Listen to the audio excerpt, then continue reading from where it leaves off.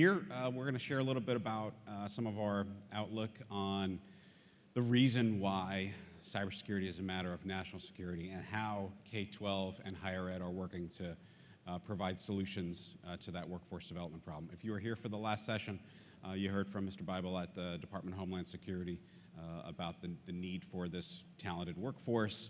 We all know the numbers, 700,000+ opportunities in this country, over 1 million if you take a look at the global need for cybersecurity workforce. And South Carolina has a role to play. South Carolina's positioned themselves to be kind of leading some of that charge to develop cybersecurity talent. We just need to make sure that everyone knows all of the opportunities and even what some of the unforeseen, I don't want to call them pitfalls, challenges, I think yesterday was the term we talked about at the executive session, the challenges that exist for us to solve as a group. So again, my name is Chuck. I'm the executive director senior director at cyber.org. And we want this to be informal, so please stop us at any time with questions. There's a microphone we're happy to pass around. And with me, Jennifer, the director of the STEM Center at the Citadel. Can I ask real quick, K-12 in the room? K-12?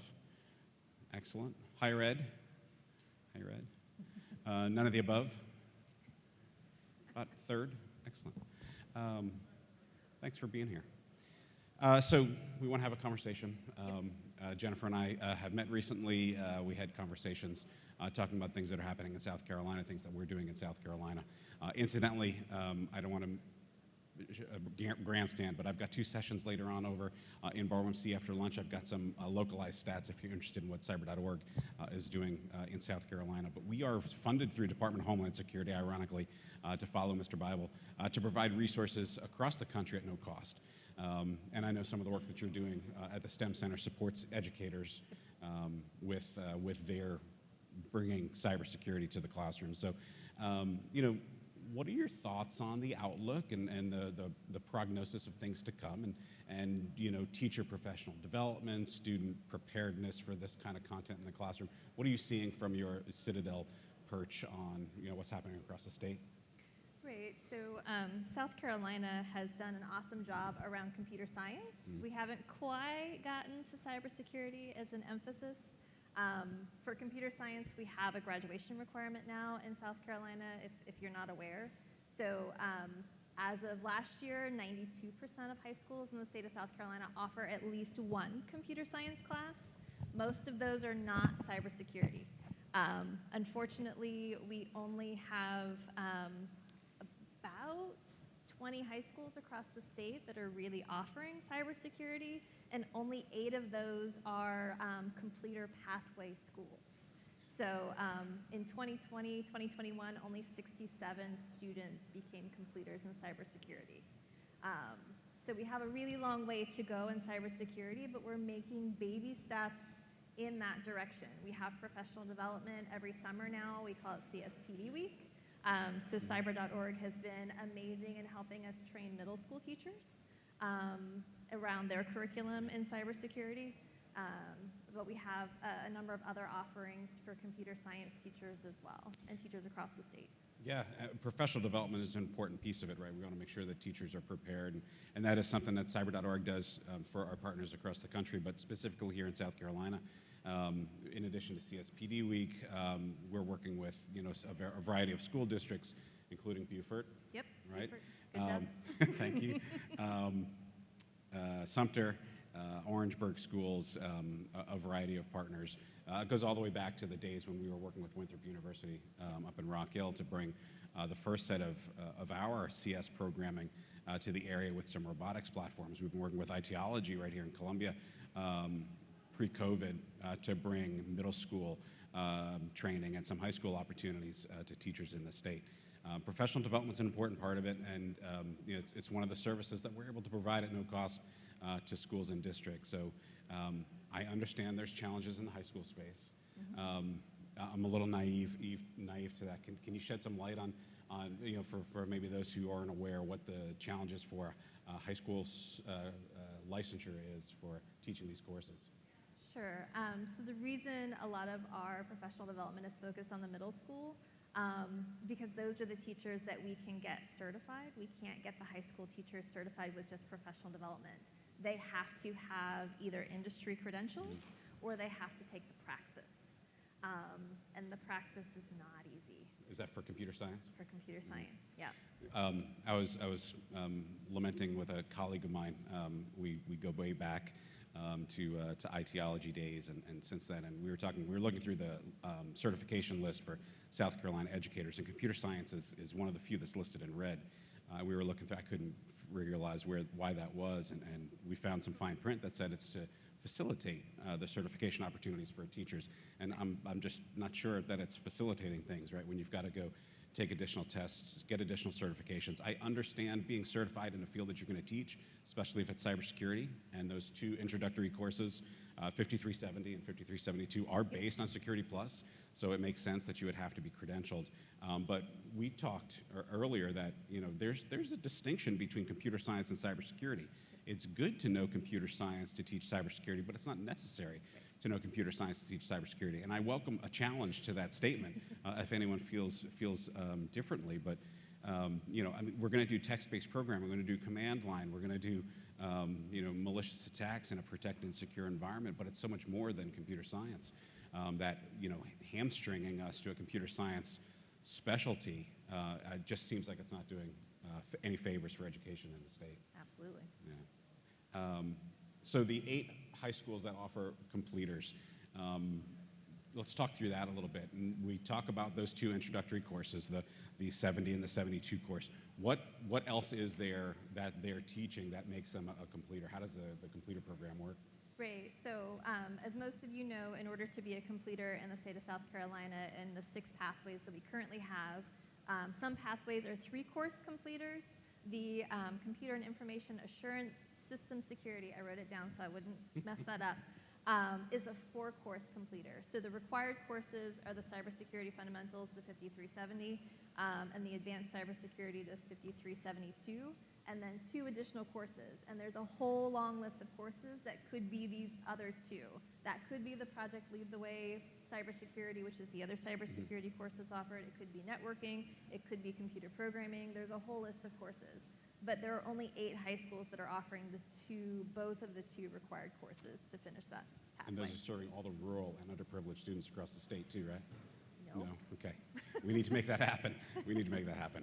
Cyber.org has a course called Cybersecurity that supports the CompTIA Security Plus credential, so I think it's a great fit for the, I'm going to go to those numbers, 5370 and 5372 if you're interested in starting up a program or working with your local high school if you're industry support in an area. We've got some opportunities to help. And later on, after my technical demonstration of cybersecurity, we're going to be talking about building state pathways and state partnerships to solve these problems. And that's going to require industry support. A lot of conversation about K-12. Let's talk a little bit about higher ed. Sure. So you're at the Citadel. It's a NSA Center of Academic Excellence. Yep. What designations do you have? We have cyber defense currently. Mm-hmm. We're working on cyber operations as well. Congratulations. Thank you. There are other universities in the state with NSA designations? There are. USC has one. I think Coastal is working on theirs. Okay. I didn't tell her I was going to put her on the spot with that question, Yep. so I apologize. That one I didn't study for. I know we have almost every higher ed in South Carolina as part of our center at the Citadel, so we collaborate quite often with other higher eds, but I don't know the answer to that question. That really sounds like a great partnership. Yeah. And I know your funding sources are varied for the work that you're doing at the STEM Center, including NSF. Yep. You mentioned GenCyber. Can you tell us a little bit about the opportunities for students across the state to participate with GenCyber? Sure. So the Citadel has had GenCyber, I think, the last 5 summers. So we open it up to rising 8th through 12th graders across the state and actually have had students outside of the state. It's the only GenCyber program in the state of South Carolina currently. So we will start recruiting for next summer, probably in January. If you have any students that you know of, please let me know. We're always looking for great students to be a part of that program. It is in Charleston. Unfortunately, we do not provide housing, but we've had students from across the state and out of the state, like Maryland, that just come hang out in Charleston for a week.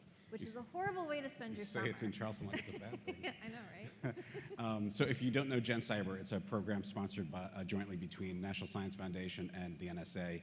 And what they do is they provide funds to groups across the country, typically higher ed institutions, to bring training opportunities for both students and teachers. When you apply for a GenCyber grant, you can apply to be a host a teacher camp where you do some professional development, or a student camp where you do some exploration and cybersecurity, STEM connections to cybersecurity. And we've both participated in a number of GenCyber opportunities, a really great program. Other opportunities that require, right, community support, partnerships to bring folks into the classroom include Cyber Patriot, which is a program sponsored by the Air Force Association. Others that you guys are working with? So South Carolina has their own kind of version of Cyber Patriot, Nice. which is PCDC, so Okay. Palmetto's Cyber Defense Competition. All right. And then another partnership that I want to mention, and our point of connection, Eric Gardner, is speaking currently in the Ballroom A about this, but is, I'm going to pronounce this correctly, Nywick? Nywick. The Naval Information Warfare Center. And I want you to talk a little bit about how that relationship with formerly Small War, now Nywick, is bringing cybersecurity opportunities to classrooms, including higher ed, but maybe the opportunity to reach back to K-12. Yeah, absolutely. So those of you who have been in South Carolina a long time know it is SPAY-WAR. 3-4 years ago, they decided to change their name to Nywick. So a contractor with the Navy, but they do amazing outreach to K-12 and to college students. So their internships, unfortunately, the applications are usually due in October. So it's very close right after school starts that students have to get those applications in, and then it's a long process to get one of those internships. But they're life-changing. Nywick does an amazing job of mentoring students, and those students typically stay with Nywick more than one summer or more than one internship. And there are several offices for Nywick, so it's not just Charleston. We've had students go to Annapolis. We've had students go to the West Coast. Pretty much anywhere there's a Navy base, there's usually some branch of Nywick.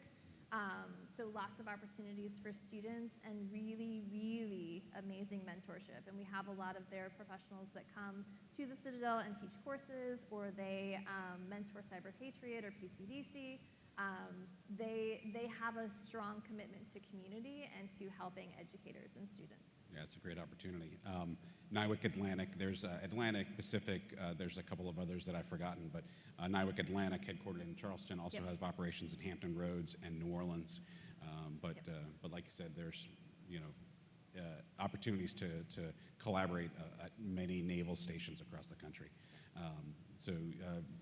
And I was speaking with Eric before the session just to get a little bit more information about some of the outreach that they're providing.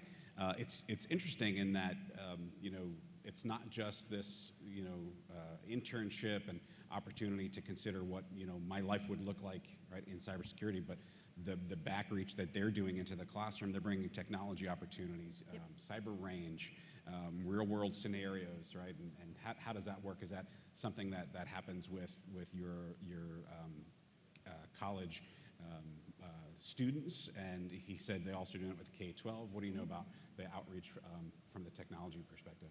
Right, so how many of you have a STEM night at your school or have been to a STEM night at a school as a parent, right? So Nywick is usually there. If you have one of those or a child having one of those, let me know. I'm happy to put you in touch with Kelly Thompson, who runs most of those in the Charleston area. If you're in that area, I think they travel as well. But they're willing to do a table for one of those nights, or they do field trips. And some of them are virtual field trips where they will send your classroom a set of supplies, and then they teach the class virtually. So my daughter's elementary school last year, they weren't allowed in the classroom, so they sent all the supplies ahead of time, and then they were on Zoom, and the teacher was just facilitating the interaction between those STEM professionals. And as Chuck said, it's not just cybersecurity. They cover a wide variety of STEM. Actually, Eric Ruman is our MC every year for Storm the Citadel. He's a physicist, but teaches a lot of our engineering classes as well. So wide range of professionals doing a lot of amazing things, and always happy to come talk to your students or your children's class. I just wanted to, one more quick shameless plug as we talk about bringing technology into the classroom. That's something that we can support as well. Cyber.org has a technology grant every year, rolling application that's always available to bring technology into the classroom. We'll provide robotics kits, STEM kits, middle school, elementary science kits. But we've also got a new opportunity now to bring cyber range access. So Eric tells me that I want to get this acronym right, Nywick, right? Technology can be remotely accessed from a classroom, but if there's ever any complications with that, or you're looking for something different, we're developing a cyber range through, again, the generous support of DHS that's going to provide free access to Kali Linux and Windows 7 that any student can use in their K-12 classroom. And that's directly tied to the high school cybersecurity curriculum, but also other opportunities with capture the flag challenges and things that we're doing with middle school and even younger. So technology, right, curriculum, standards are great. The standards are good. Those two courses are excellent courses with a lot of great connections to real world examples, but there's a need for curriculum and technology as well. And between the group of us, right, we want to make sure that South Carolina knows there are resources available to bring that technology into the classroom. The state of South Carolina Department of Education also just added resources. In July, they hired 4 regional coaches for computer science. Kevin Little is in the audience. He is the PD coach, so Florence, Myrtle Beach, that area. There are 3 additional coaches that are now your contact with the Department of Education, and now they have equipment loaning programs. So they just ordered a whole bunch of Lego Spike kits, Spheros, Ozobots that can be loaned out to classrooms via the regional coaches. Spheros, what a great connection to programming, cybersecurity in a middle school and younger environment.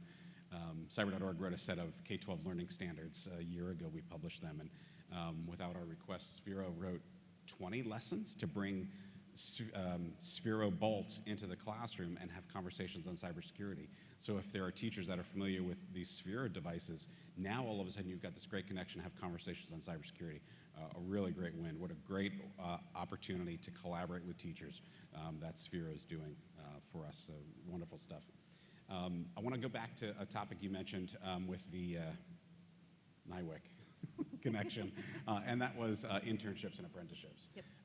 One of the things I lament as a former high school teacher is getting real-world, actionable opportunities for students in high school where they're not just fetching coffee. We need more, real-world internship opportunities, apprenticeship opportunities, and every state struggles with this. The problem with cybersecurity and internships is age levels, right? If I can't have a 17 or 18-year-old sitting at a live SOC analyzing live data, troubleshooting issues, right? There's restrictions to that. There are organizations, though, around the country who are interested in supporting those kinds of opportunities, including Nywick and others. So I know one of the things we need to work together to identify are some of these partners who are willing to bring in high school students, college students. Any thoughts on that and other opportunities you see? I mean, we talked earlier this morning about Apprenticeship South Carolina. There's some opportunities there through the technical college program. What other opportunities for engagement do you see? Yeah, I mean, Apprenticeship South Carolina is currently my carrot to my 15-year-old son to make sure he maintains his grades during his freshman and sophomore year. Because if he maintains that B average, then he's eligible for that program for a paid internship and potentially having his associate's degree paid for.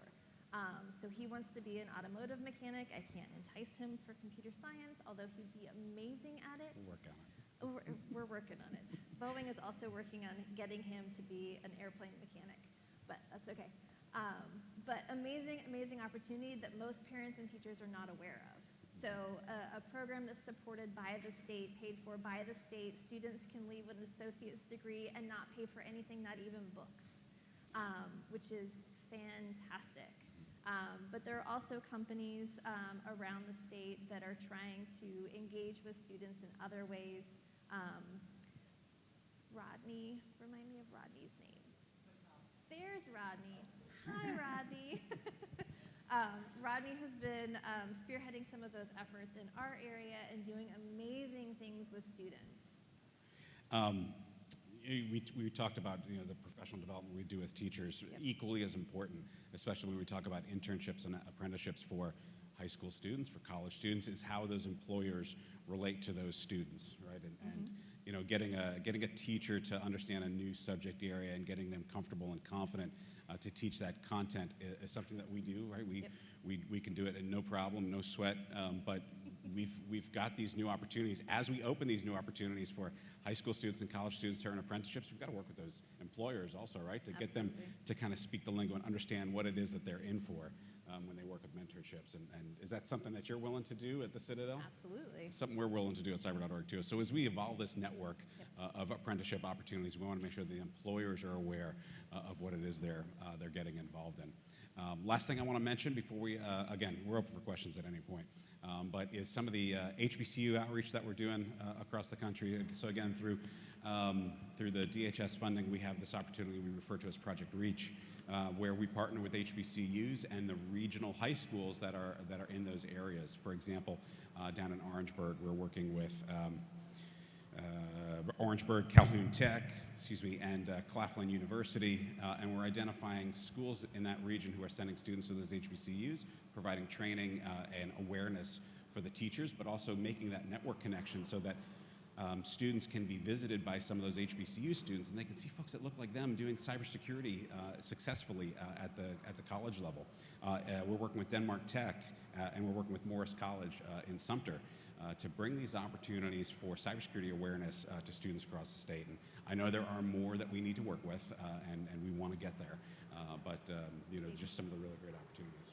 Thoughts on your collaboration with other universities across the state?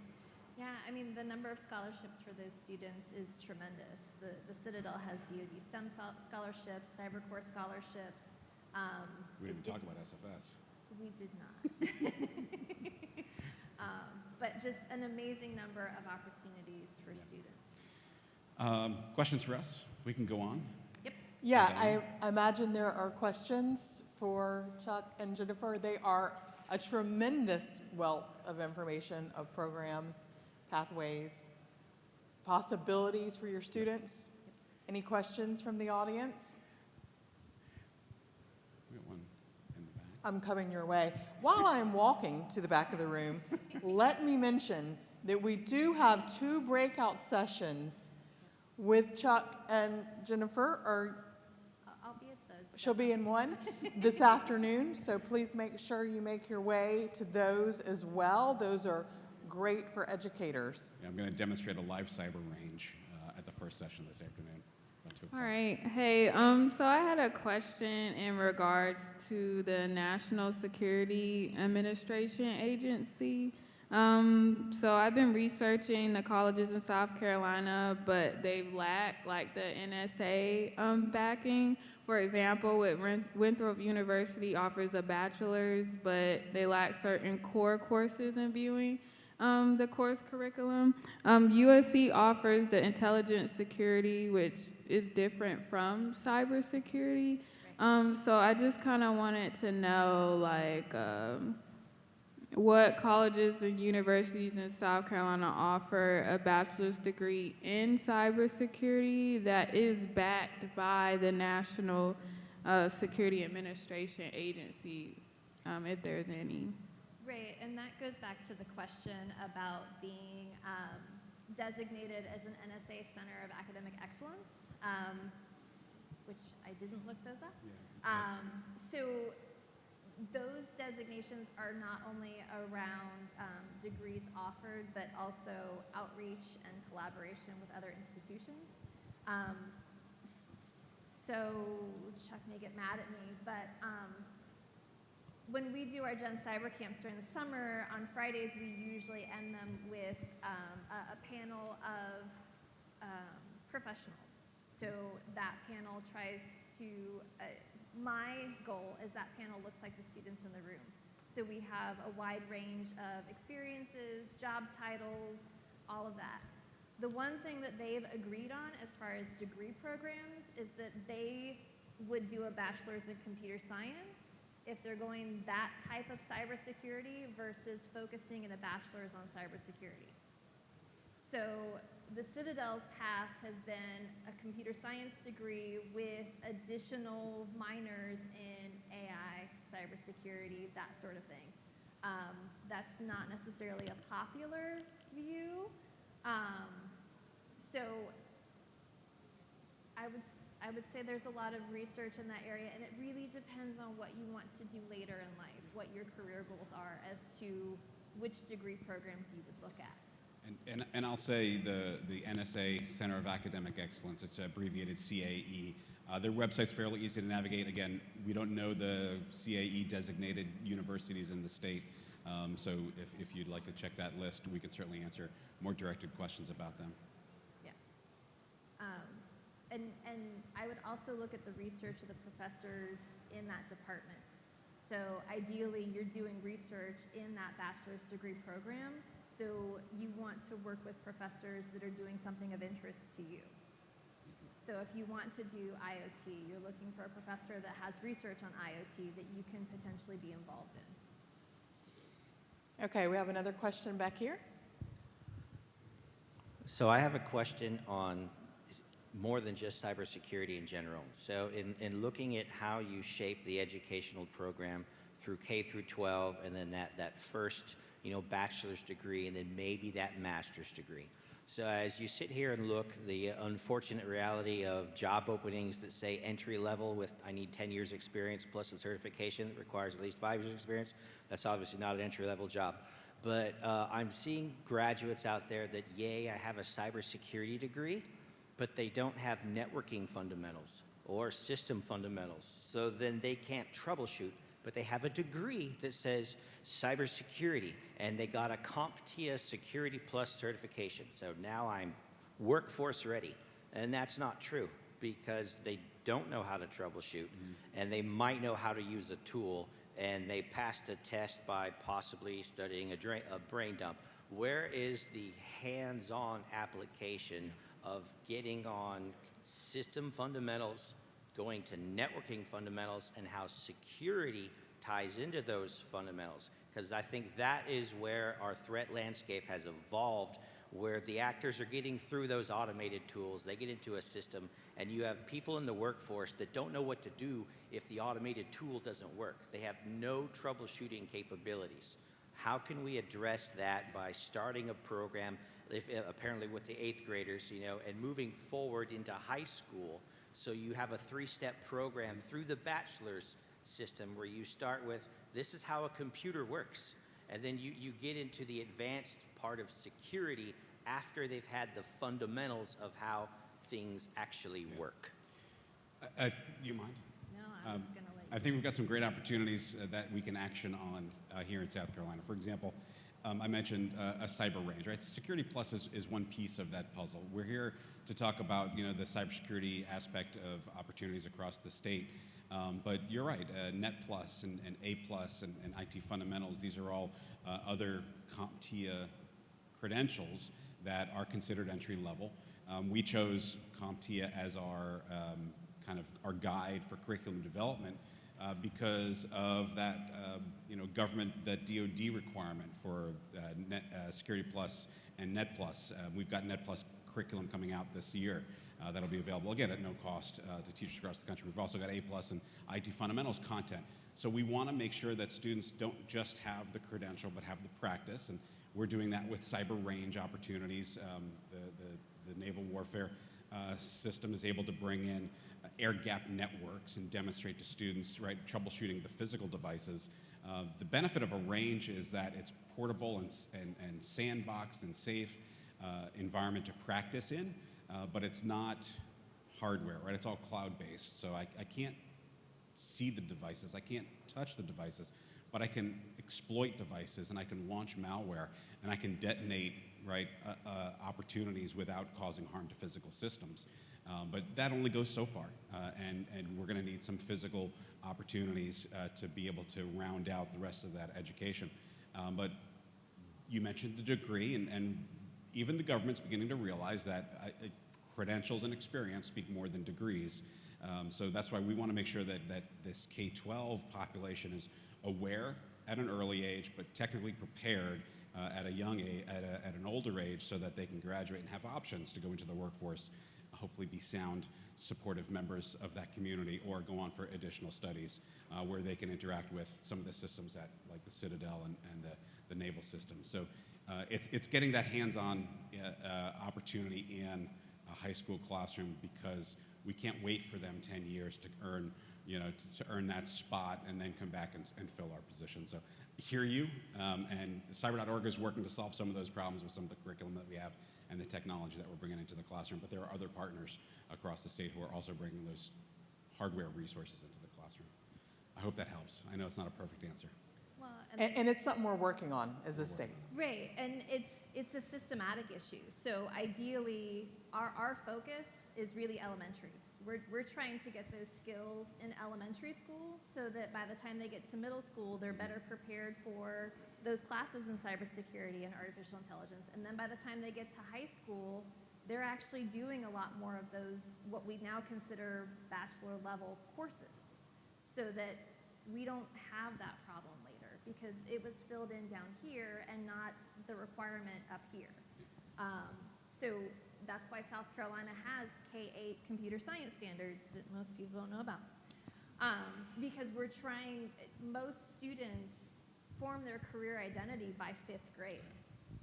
So if we're not doing the work in elementary school, by the time they get to middle school, we've already lost most of the students that we could potentially put in that pathway.